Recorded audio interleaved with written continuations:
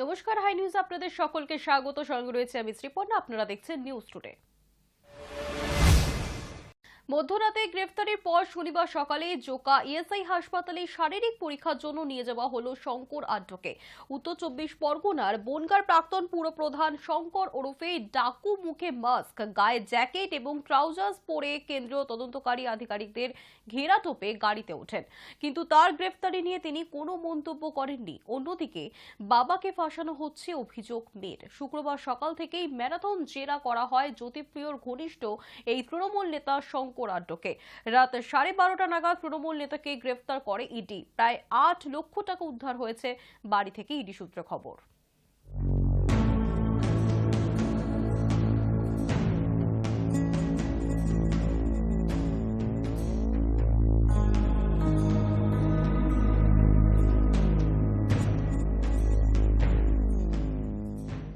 সন্দেশখালীতে ED আধিকারিক এবং কেন্দ্রীয় বাহিনীর জওয়ানদের উপরে হামলার ঘটনায় দীর্ঘক্ষণ পুলিশের কার্যত দেখা না পাওয়া যায় প্রশ্নে স্থানীয় প্রশাসন।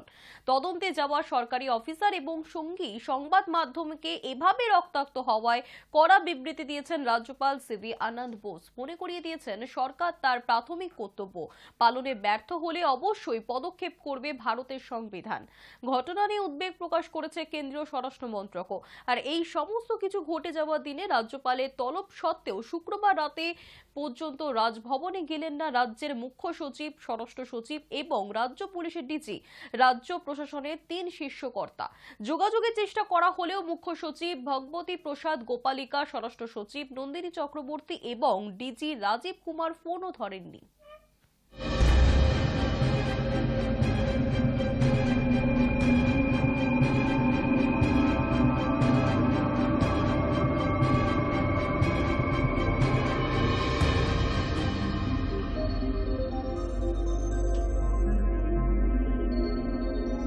বাংলাদেশে আগুন সন্ত্রাস, বিএনপি জামাত শিবিরের নির্বাচন ভেস্তে দিতে নাশকতাকে আশ্রয় করেছে মৌলবাদী দলগুলি। এবার রাজধানী ঢাকার কাছে একটি ট্রেনে ককটেল বোমা ছড়ে দুষ্কৃতীরা। এই ঘটনায় প্রাণ হারিয়েছেন অন্তত 5 জন। জানা গিয়েছে বেনাপোল থেকে ঢাকায় আসছিল বেনাপোল এক্সপ্রেস। কমলাপুর স্টেশনে পৌঁছানোর কিছুক্ষণ আগেই রাত 9টা নাগাদ ককটেল বোমা ছড়ে দুষ্কৃতীরা। প্রাথমিকভাবে একজনের অগ্নিদগ্ধ দেহ উদ্ধার হলেও পরে জানা যায় আরো 4 জনের প্রাণ হারানো হয়েছে এই দুর্ঘটনায়। প্রত্যক্ষদর্শীরা জানিয়েছেন আগুন বেশ কয়েকটি কামরায় ছড়িয়ে পড়েছিল।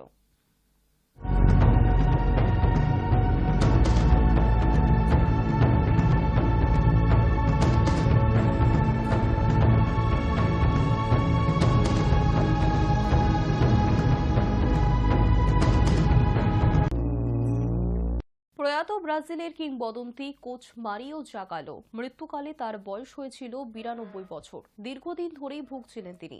হাসপাতালেও যেতে হয়েছিল তাকে। ফুটবলার এবং কোচ হিসেবে বিশ্বকাপ জয়ের প্রথম কীর্তি গড়া জাগালোর জীবনের দৌড় শেষ হল শনিবার।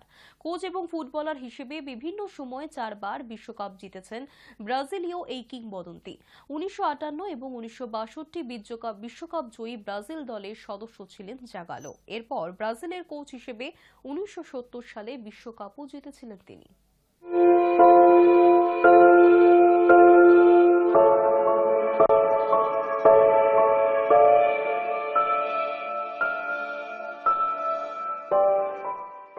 নিউজ টুডে এখনকার মতো এই পর্যন্তই। দেখতে থাকুন হাই নিউজ নির্ভীক নিরপেক্ষ।